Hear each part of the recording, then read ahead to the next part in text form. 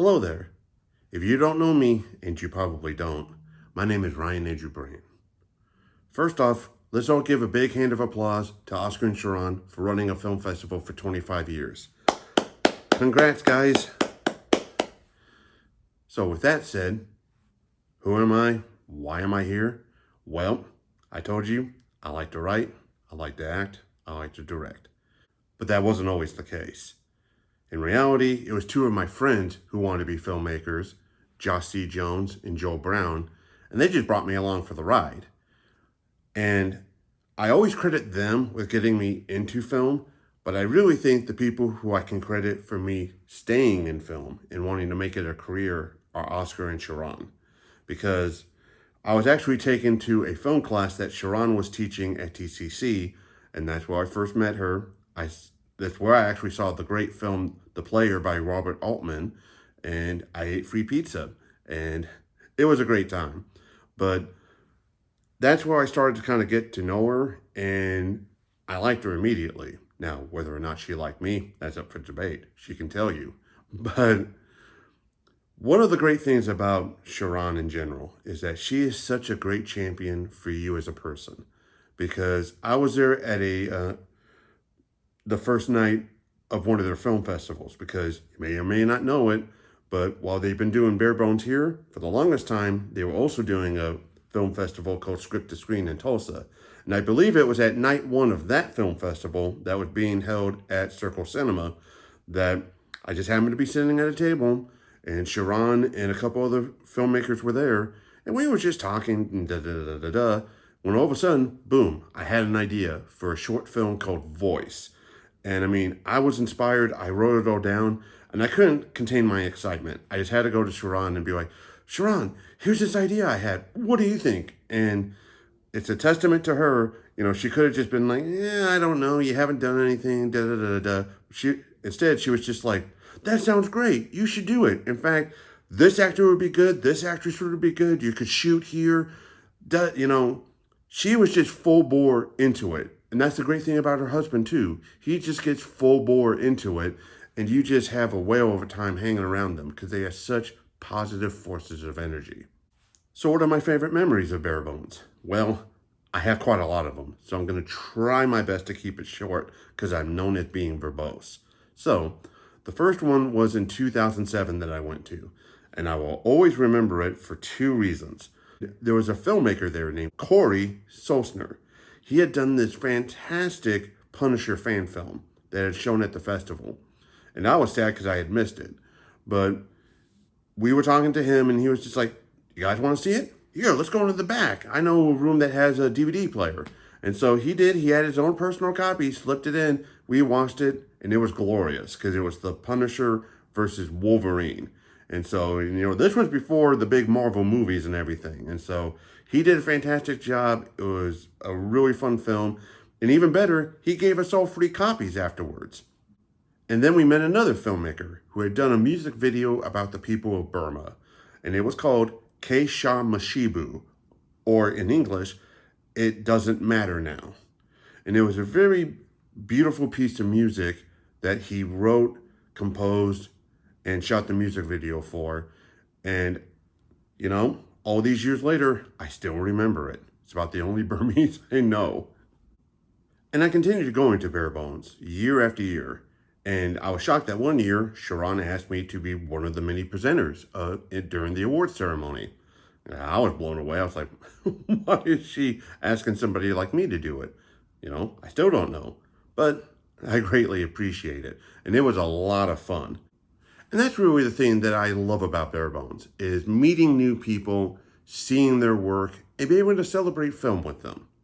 Because in 2012, I saw a film there called Serena and the Rats, a really interesting and unique sci-fi time travel thriller. Now, I'm not going to give too much away, but you can look through it.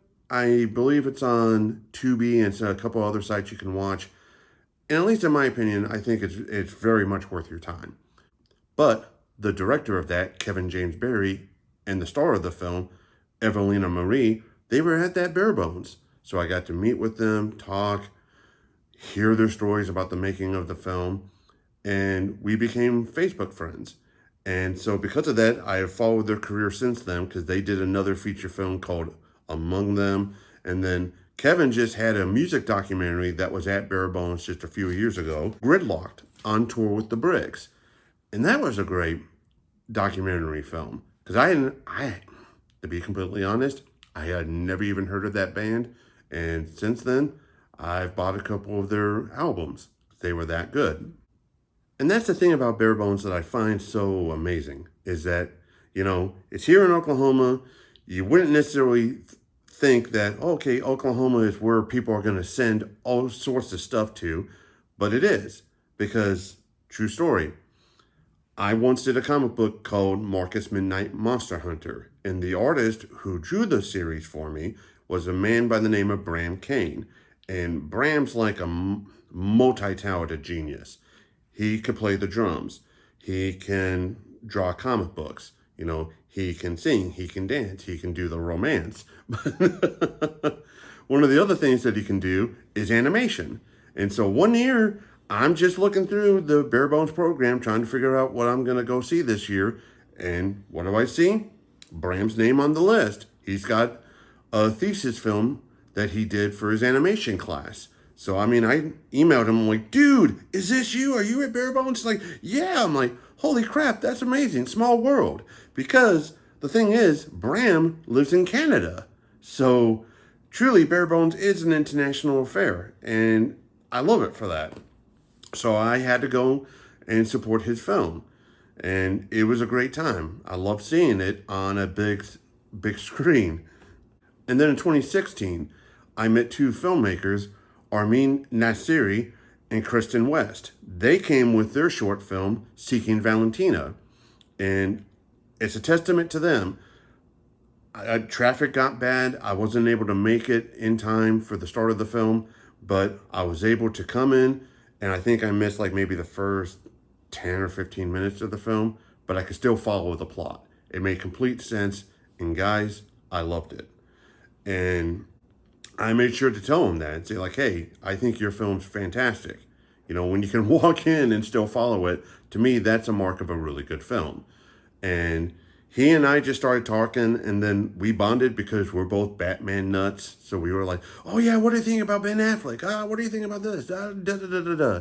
And then poor Kristen, she's over there in the corner like, oh God, I gotta listen to this. But I ended up kind of being their tour guide. I took them around Muskogee, showed them stuff. We just talked film, and it was just a great time. And I have been so happy to see the future films that they've worked on because they've submitted a lot of other stuff to Barebones. They submitted a film called The Courting Call. They submitted a film that they made during the pandemic, a feature, called The Central Authority. Directed two music videos of this artist known as Adventurin. And they now have a documentary that's been showing all over the place called George Hobbs' Stick Figure Wisdom. And so I'm always happy to see their names pop up in, the booklet of stuff that's showing at Barebones because they are fantastic people. And the thing is, just in 2022, I only really just started getting on Twitter, and there was something that was being called Screenwriter Twitter, where a bunch of screenwriters, which is you would talk online, talk about your projects, hype each other up and stuff. And there was a gal that I met through there named Leah Simmons, because she was just one of the most energetic, uplifting, positive people on there. And turns out, one day she tweeted that, hey, this film that I wrote, and it got made into a movie, Valentine Crush, it's showing at Barebones. And so it's like, holy crap. Well, I gotta go support this. And so I did. And turns out she was there. So me being the awkward guy that I am, just kind of went up and, tried to be, as non-creepy as possible. And just like, hey, we know each other on Twitter. Congrats. The film was amazing. And I love your positivity. Keep doing the stuff that you do. And it won a whole bunch of awards, deservedly so. And that was a great time. And again, that's the magic of Barebones, is that you can see films from all over the world. People will come in, and even if you're a very awkward, anxious person like me, who would rather just be a wallflower and not talk to anybody. If you get out of your shell, you can meet some fantastic people and make friends. Because I know a lot of people want a network to be like, hey, will you be in my film? Will you do this for me? Da da da da. But no, the real magic is just making friends and supporting people. Because that's what I love to do. And that's what Barebones has done for me. It's I have made genuine connections that I probably would not have been able to make otherwise. And so on that note, I got to toot my own horn a little bit because I have won a couple of awards at Barebones, and they, are among some of my great memories. Because the first one that I ever won was with a script that I co-wrote with a friend of mine whose name is Sean Johnston. And that script was Killer Instincts. And then just here in 2021, I had a screenplay called Zombie the Musical. And that won. Now, of course, the only one bronze. And so I'm gunning for the gold. One of these days, I'll get it. Yeah, I'm never going to quit on that. But then my friend Josh and I, we did a film it premiered in 2012, but we did a film called Commitment. And it was something that was supposed to be just short, little easy short film. It wasn't going to be that tough. It turned into like a 5-year nightmare. I mean, anything that could go wrong on that film went wrong.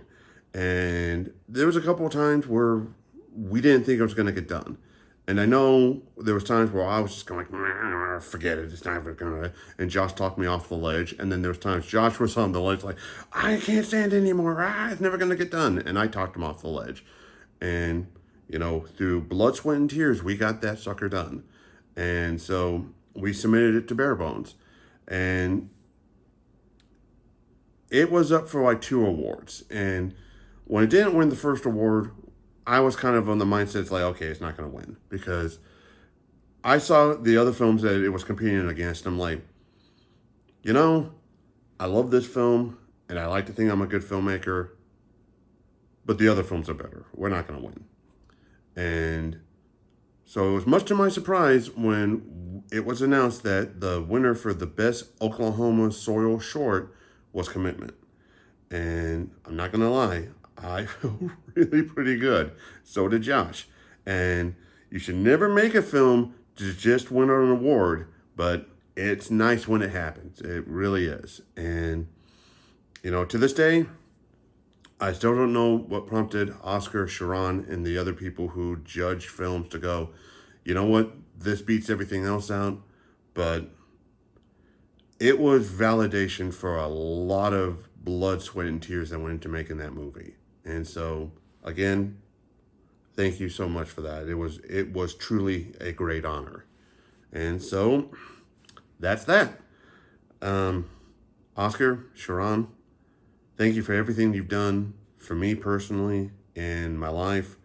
Thank you for everything you've done for all the filmmakers out there who I know greatly appreciate you and your words of encouragement and positive energy that you put out into the world. And thank you.